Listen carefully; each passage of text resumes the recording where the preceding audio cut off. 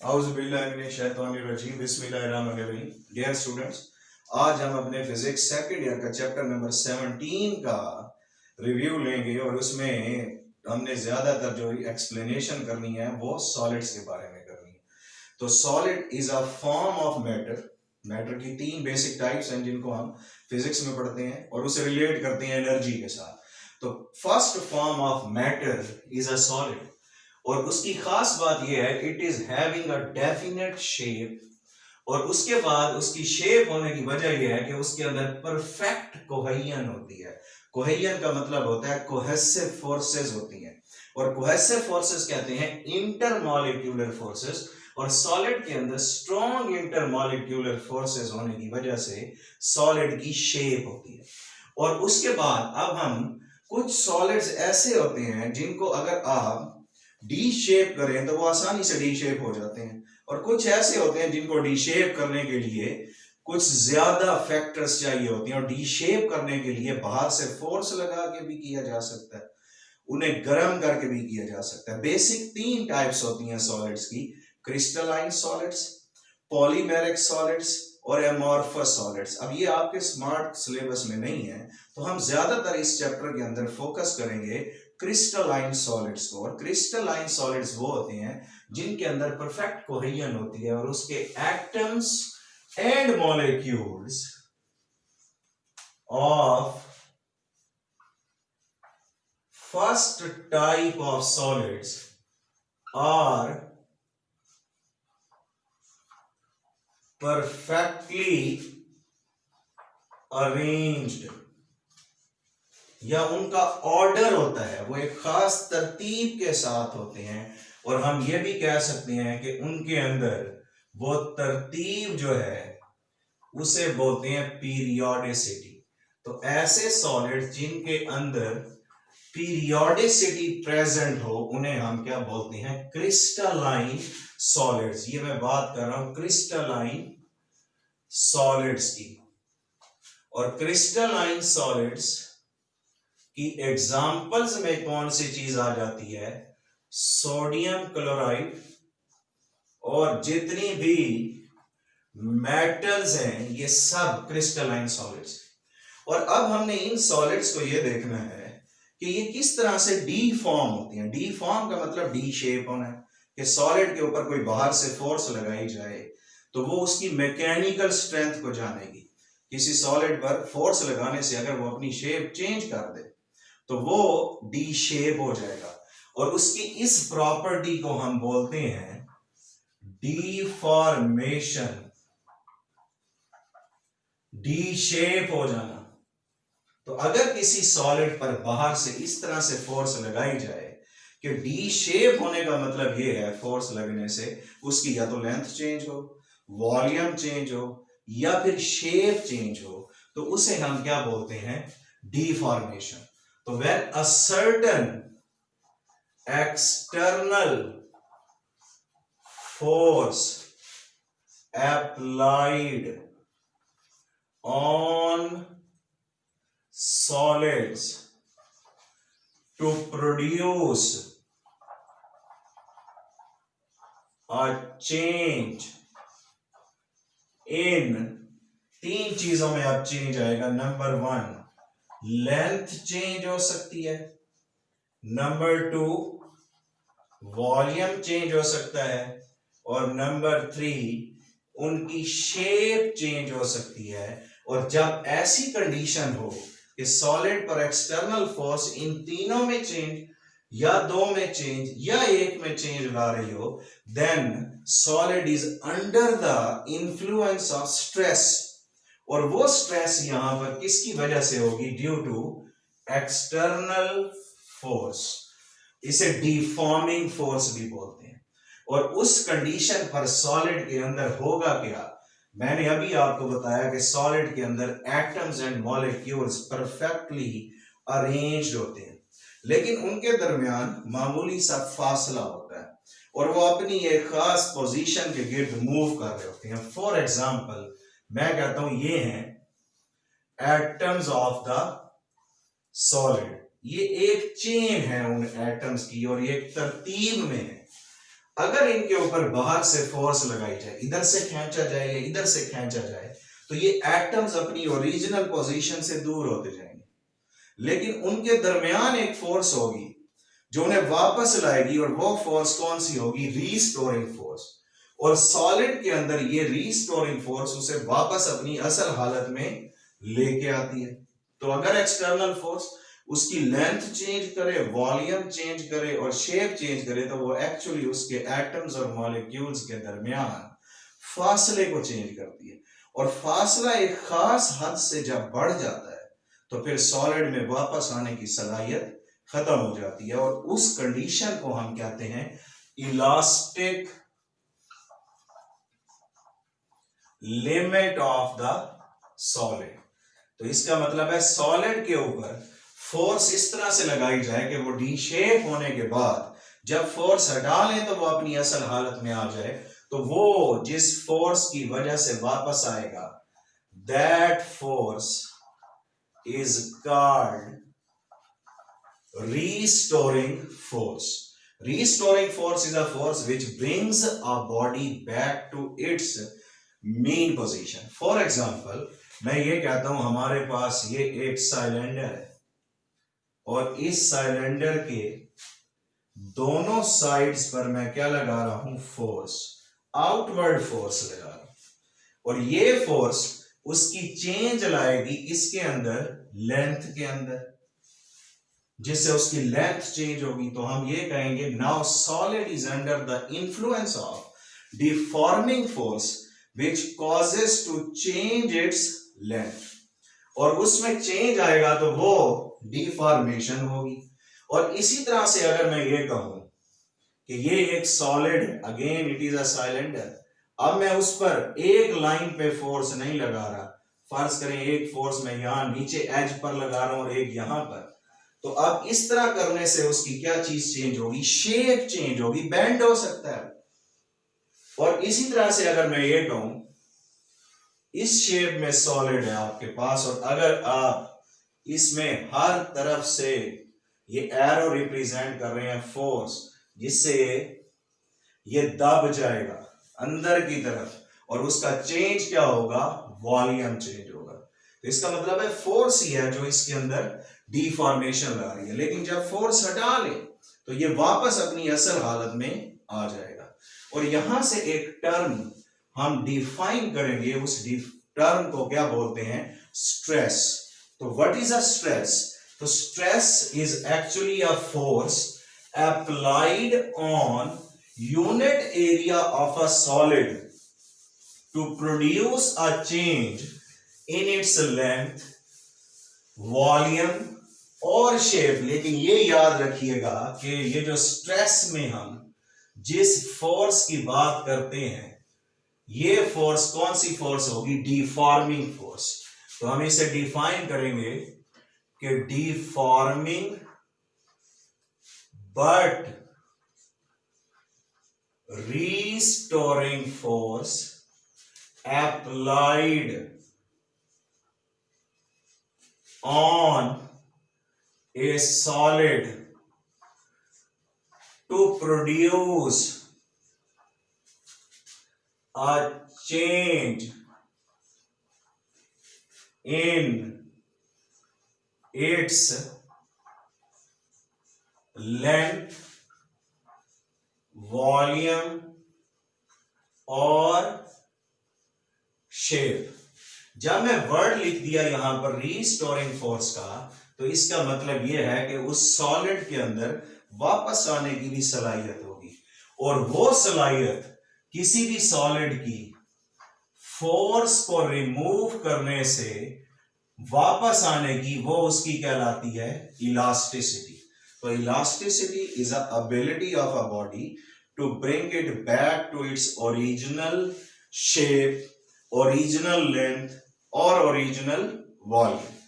अब ये जो स्ट्रेस है उसे मैथमेटिकली हम रिप्रेजेंट करते हैं इस साइन से, इसे बोलते हैं सिग्मा, और वो इक्वल होती है फोर्स पर यूनिट एरिया। लेकिन ये याद रखिएगा, this force is a restoring force, और रीस्टोरिंग फोर्स मैं अभी आपको बता चुका हूं, it is a force which brings a body back to its mean position या ओरिजिनल पोजीशन।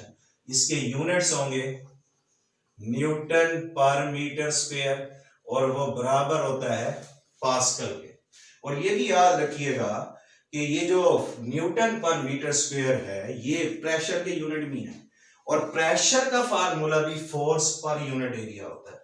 अब डिफरेंस क्या है स्ट्रेस और प्रेशर में, ये एमसीक्यू में आपसे पूछा जा सकता है कि जो प्रेशर होता है वो गैसेस में होता है और वो अप्लाइड फोर्स की वजह से होता है, जबकि सॉलिड्स के अंदर जो फोर्स है वो रीस्टोरिंग फोर्स है, और वो फिर for restoring force per unit area बन जाएगा स्ट्रेस। इसलिए यूनिट्स तो सेम हैं लेकिन क्वांटिटीज डिफरेंट हैं।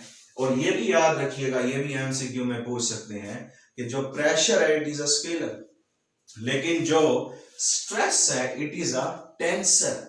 ऐसी टाइप जिसके मुख्तलिफ मटेरियल में मुख्तलिफ वैल्यूज हों उसे हम क्या बोलते हैं, स्ट्रेस बोलते हैं। ये टेंसर है, it is a tensor. Tensor is a kind of quantity having different values in different media। मतलब एक सॉलिड है उस पर फोर्स लगाने से जितनी तब्दीली आ रही है किसी और सॉलिड पर फोर्स लगाने से उतनी तब्दीली नहीं आएगी। फॉर एग्जांपल रबड़ बैंड है, उसको आप 1 न्यूटन फोर्स से एक्सटेंड करते हैं, इसी तरह कॉपर की वायर है उस पर 1 न्यूटन फोर्स लगाएं तो उतना चेंज नहीं आएगा। दोनों ही under the effect of stress होंगे, लेकिन चेंज ज्यादा किस में आ रहा है, रबर में, लेकिन कम किस में आ रहा है, वो कॉपर की वायर में। तो ये उसमें फर्क है, दोनों ही सॉलिड्स। तो इसका मतलब है डिफरेंट मीडियम में डिफरेंट स्ट्रेंथ्स शो करने वाली वैल्यूज क्या कहलाती हैं, स्ट्रेस। अब उसके बाद स्ट्रेस की 3 टाइप्स हैं। नंबर 1 उसे बोलते हैं टेंसाइल, या दूसरा इसका नाम होता है कंप्रेसिव स्ट्रेस। तो टेंसाइल या कंप्रेसिव स्ट्रेस उस स्ट्रेस को कहते हैं हम अगर किसी सॉलिड पर फोर्स लगाने से, फर्ज करें मैं ये कहता हूं ये एक सिलेंडर है जिसकी ओरिजिनल लेंथ L है, अब मैं इसमें दोनों साइड पर लीनियर फोर्स लगा रहा हूं और वो फोर्स इसके दोनों साइड की लंबाई जो है वो इंक्रीज करती है। इधर भी लंबाई बढ़ गई, इस साइड पर भी लेंथ में क्या आएगा, चेंज आएगा। और चेंज इन लेंथ ये जो है ये फर्ज करें डेल्टा L/2 है, ये भी कितना है, डेल्टा L/2 है। तो टोटल चेंज कितना आया, delta L/2 plus delta L/2 is equal to delta L। तो अब यहां पर डिफॉर्मिंग फोर्स ने क्या किया, सिर्फ चेंज लाए किसके अंदर, लेंथ में। तो this deforming force produces a change in its length, then material is under the action of force is in the state of stress। जब भी फोर्स लगेगी तो सॉलिड होगा under the effect of stress, और उस kind of stress को क्या बोलेंगे, टेंसाइल स्ट्रेस। और फिर अगर फोर्स हटा लें तो ये वापस अपनी असल हालत में आ जाएगा रीस्टोरिंग फोर्स की वजह से। इसलिए डिफॉर्मिंग फोर्स रीस्टोरिंग फोर्स के इक्वल होती है। अब दूसरी टाइप होती है उसे हम बोलते हैं कंप्रेशनल स्ट्रेस। अब कंप्रेशनल स्ट्रेस उस स्ट्रेस को कहते हैं कि अगर किसी मटेरियल पर अगर आप फोर्स लगाएं और वो चेंज लाए उसके वॉल्यूम के अंदर, फर्ज करेंगे आपके पास एक रबड़ की बॉल है जिसका ओरिजिनल वॉल्यूम क्या है, V है। अगर मैं इसे बाहर से इनवर्ड फोर्स लगाता हूं, हर तरफ से फोर्स इस बॉल के ऊपर लगाई जाए तो क्या होगा, ये बॉल स्क्वीज हो जाएगी। ओरिजिनल वॉल्यूम उसका V था, जब वो दब जाएगी तो चेंज इन वॉल्यूम क्या हो जाएगा, delta V। Again this material is under the action of stress, और वो स्ट्रेस डिफॉर्मिंग फोर्स की वजह से चेंज ला रही है वॉल्यूम के अंदर। अब तीसरी टाइप जो होती है स्ट्रेस की, उसे हम बोलते हैं शेयर स्ट्रेस। कि अगर आप किसी मटेरियल पर फोर्स इस तरह से लगाएं कि वो उसकी शेप चेंज करे। फर्ज करें मैं ये कहता हूं ये आपके पास एक सिलेंडर है, इस सिलेंडर पर आप फोर्स लगा रहे हैं इस तरह से। अब फोर्स जरा देखिएगा लीनियर नहीं है, ये इस तरफ को जा रही है, ये उससे एक लाइन पर नहीं, जिससे ये होगा ये बेंड हो जाएगा, ओरिजिनल पोजीशन से क्या हो जाएगा, एक खास एंगल से मुड़ जाएगा और उसका अपनी ओरिजिनल पोजीशन से किसी खास एंगल से मुड़ जाना। अब ये ओरिजिनल यहां थी, इसकी नीचे वाली जगह वहीं रही, तो कितने एंगल से मुड़ गया, थीटा एंगल से। तो now this kind of stress which causes to change in its shape, मोड़ देना, बेंड कर देना किसी चीज को। जैसे आपके पास एक सॉलिड शीट है लोहे की, उसे आप बेंड करते जाएं, फोल्ड करते जाएं, तो वो एबिलिटी भी इसकी क्या कहलाएगी, shear stress. The force applied on a body to change in its shape is also called shear stress. अब तीन टाइप्स हैं, तीनों के फार्मूला सेम है, तीनों के यूनिट्स भी क्या होंगे, सेम होंगे। अब इसी तरह से जो स्ट्रेस की वजह से चेंज आ रहा है वो तीन चीजों में आ रहा है। नंबर 1 लेंथ में, नंबर 2 वॉल्यूम में, नंबर 3 शेप में। अब इन तीनों चीजों में जो चेंज आया उसकी मेजरमेंट को हम बोलते हैं स्ट्रेन। अब स्ट्रेन क्या है, तो strain is a measure of deformation produced in a solid due to deforming force. कि किसी भी सॉलिड के अंदर, अब मैं बात कर रहा हूं किसकी, स्ट्रेन की, कि व्हाट इज अ स्ट्रेन। तो strain is a measurement of deformation in solids।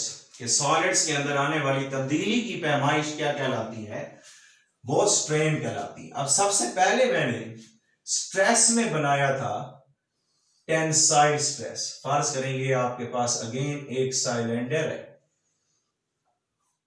और इस सिलेंडर को आप डिफॉर्म करना चाहते हैं, उसकी ओरिजिनल लेंथ L है, दोनों तरफ से आपने उसके ऊपर फोर्स लगाई तो उसकी लेंथ में क्या आया, चेंज आया। इसी तरह यहां से भी उसकी लेंथ में क्या आया, चेंज आया। इसे लीनियर स्ट्रेस भी बोलते हैं। और वो जो चेंज इन लेंथ है उसे क्या बोलता हूं, डेल्टा है। और अब change in length over original length जो है, दिस इज कॉल्ड स्ट्रेन। और इस टाइप ऑफ स्ट्रेन को हम बोलते हैं फ्रैक्शनल चेंज इन लेंथ। और इस टाइप को, पहली टाइप को हम बोलते हैं टेंसाइल स्ट्रेन। अब टेंसाइल स्ट्रेन क्या है, कि change in length over original length is called tensile strain. अब इसी तरह से अगर आपके पास एक सॉलिड है, सपोज मैं अब यहां पर सर्कल नहीं बनाता, एक क्यूब बना ले, और ये जो क्यूब है क्यूबिकल शेप है किसी भी सॉलिड की, क्रिस्टलाइन सॉलिड है जैसे सोडियम क्लोराइड होता है या मेटल्स हैं, ये है, इसका ओरिजिनल वॉल्यूम क्या है, V है। जब आप इसके ऊपर से फोर्स लगाएंगे इसकी हर साइड पर इनवर्ड डायरेक्शन में, जरूरी नहीं है आप इसे इनवर्ड करें, आउटवर्ड भी कर सकते हैं। तो जब इनवर्ड करेंगे तो ये जो क्यूब है वो स्क्वीज हो जाएगा और स्क्वीज होके उसका वॉल्यूम कितना हो जाएगा, डेल्टा वी हो जाएगा। और अब हम बोलेंगे change in volume divided by original volume gives the name of another strain which causes to change its volume. इसे भी हम डिफाइन करें तो क्या बोलेंगे, फ्रैक्शनल चेंज इन वॉल्यूम। और इस तरह की स्ट्रेन को हम बोलते हैं कॉम्प्रेशनल, या चूंकि ये चेंज आ किसकी वजह से रहा है, वॉल्यूम की वजह से, तो it is also called volumetric strain. अब तीसरी टाइप जो होती है स्ट्रेन की, उसे हम क्या बोलते हैं, शेयर स्ट्रेन, शेयर की वजह से। फर्ज करें आपके पास एक बॉक्स है, उसकी हर साइड जो है उसकी लेंथ क्या है, ए है, स्क्वायर है, समझ लें। और अब मैं इसकी ऊपर वाली साइड को फोर्स लगा के इस तरफ को ले जाता हूं, जिससे ये थोड़ा सा डी शेप होगा और ये जो बॉक्स है अब उसकी शक्ल जो है वो ऐसी बन जाएगी।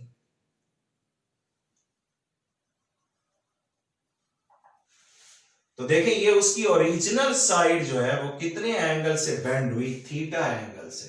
तो इस कंडीशन पर जो स्ट्रेन होगी उसे हम बोलेंगे शेयर स्ट्रेन, और उसे रिप्रेजेंट करते हैं change in any one side या any one dimension of the box over original side is equal to tan theta.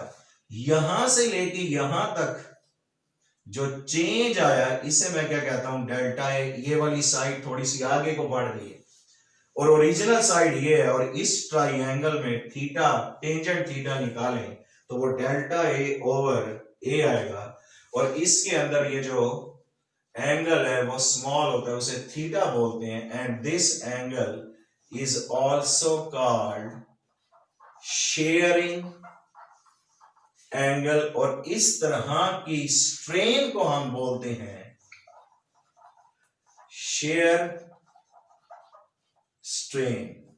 और याद रखें कि ये जो स्ट्रेन्स हैं, पहली स्ट्रेन जिसे हमने क्या कहा, टेंसाइल, वो भी दो सेम क्वांटिटीज का रेशो है, ये भी दो सेम क्वांटिटीज का, ये भी दो सेम क्वांटिटीज का। तो इसका मतलब ये है कि strain is a unit less, इसके कोई यूनिट नहीं होते।